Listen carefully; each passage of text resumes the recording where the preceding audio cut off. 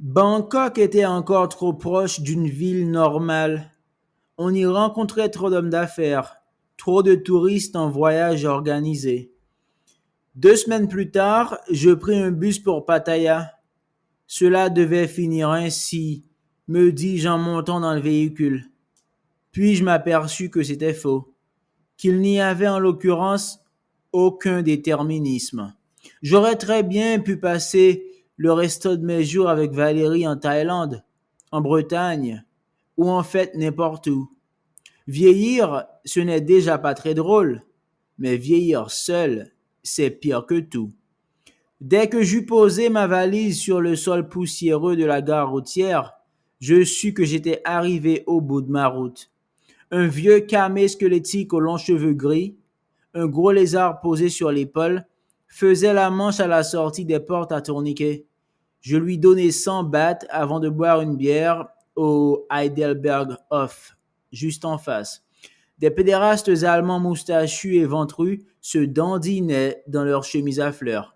Près d'eux, 3 adolescents russes, parvenus au dernier degré de la pétasserie, se tortillaient en écoutant leur ghetto blaster. Elles se tordaient et se roulaient littéralement sur place, les sordides petites suceuses. En quelques minutes de marche dans les rues de la ville, je croisai une impressionnante variété de spécimens humains. Des rappeurs à casquette, des marginaux hollandais, des cyberpunks aux cheveux rouges, des green autrichiennes piercées. Il n'y a plus rien après Pattaya, c'est une sorte de cloque, d'égout terminal où viennent aboutir les résidus variés de la névrose occidentale. Qu'on soit homosexuel, hétérosexuel ou les deux, Pattaya est aussi la destination de la dernière chance, celle après laquelle il n'y a plus qu'à renoncer au désir.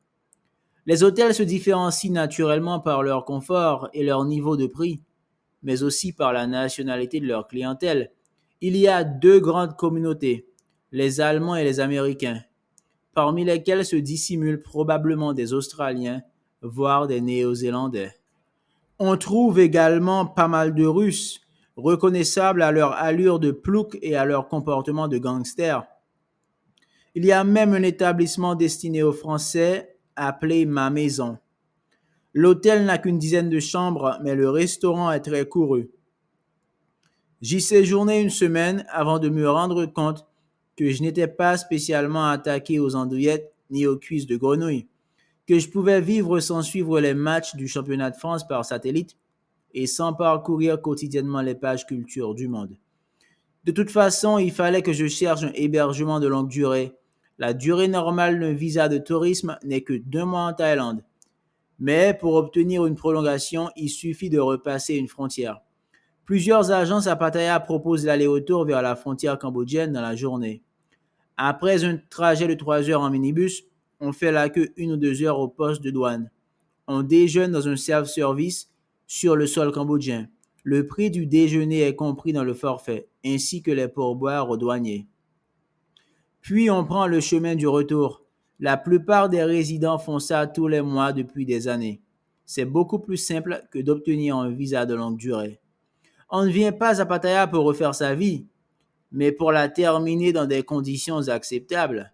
Ou du moins, si on souhaite l'exprimer moins brutalement, pour faire une pause, une longue pause, qui peut s'avérer définitive. Ce sont les termes qu'employa un homosexuel d'une cinquantaine d'années que je rencontrai dans un pub irlandais de la Soie 14. Il avait fait l'essentiel de sa carrière de maquettiste dans la presse People. Il avait réussi à mettre un peu d'argent de côté. 10 ans plus tôt, il avait constaté que les choses commençaient à mal tourner pour lui. Il sortait toujours en boîte, dans les mêmes boîtes que d'habitude, mais de plus en plus souvent il rentrait bredouille. Bien entendu, il pouvait toujours payer, mais s'il fallait en venir là, il préférait encore payer des Asiatiques. Il s'excusa de cette remarque, espéra que je n'y voyais aucune connotation raciste. Non, non, bien sûr, je comprenais.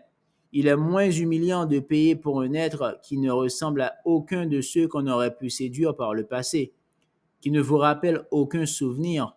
Si la sexualité doit être payante, il est bon qu'elle soit, dans une certaine mesure, indifférenciée. Comme chacun sait, une des premières choses qu'on ressent en présence d'une autre race est cette indifférenciation, cette sensation qu'à peu près tout le monde physiquement se ressemble. L'effet se dissipe au bout de quelques mois de séjour et c'est dommage parce qu'il correspond à une réalité. Les êtres humains, au fond, se ressemblent énormément. On peut bien sûr distinguer les mâles et les femelles.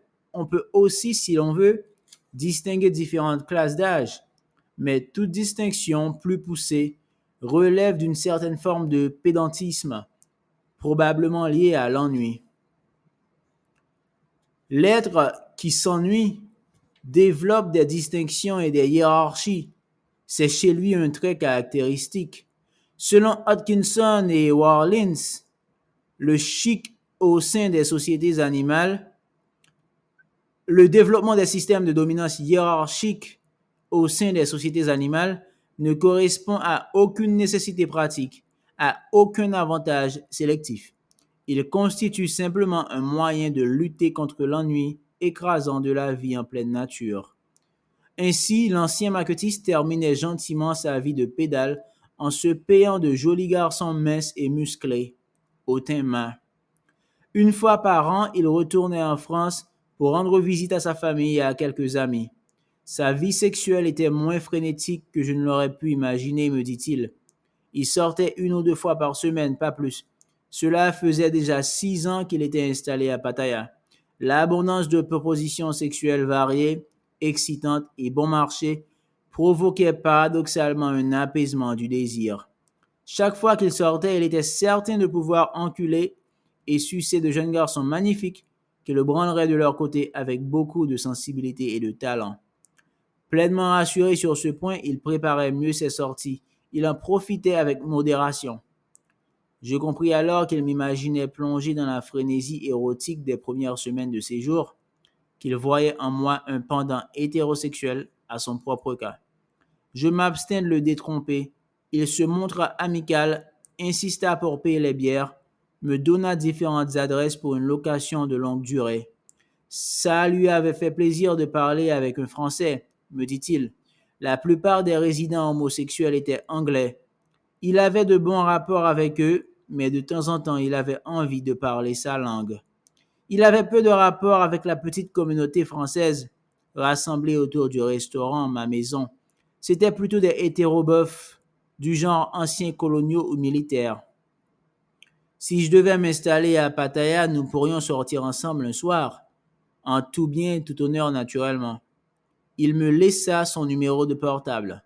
J'en pris note, tout en sachant que je ne le rappellerai jamais. Il était sympathique, affable et même intéressant si l'on veut, mais je n'avais simplement plus envie de relations humaines. Je louai une chambre dans Nakluya Road, un peu à l'écart de l'agitation de la ville. Il y avait l'air conditionné, un réfrigérateur, une douche, un lit et quelques meubles. Le loyer était de 3000 bahts par mois, un peu plus de 500 francs.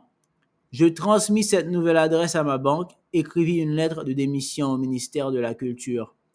Il ne me restait plus grand-chose à faire dans l'existence en général. J'achetai plusieurs rames de papier 21 par 29,7 afin d'essayer de mettre en ordre les éléments de ma vie. C'est une chose que les gens devraient faire plus souvent avant de mourir. Il est curieux de penser à tous ces êtres humains qui vivent une vie entière sans avoir à faire le moindre commentaire, la moindre objection, la moindre remarque. Non que ces commentaires, ces objections, ces remarques puissent avoir un destinataire ou un sens quelconque, mais il me semble quand même préférable, au bout du compte, qu'ils soient faits.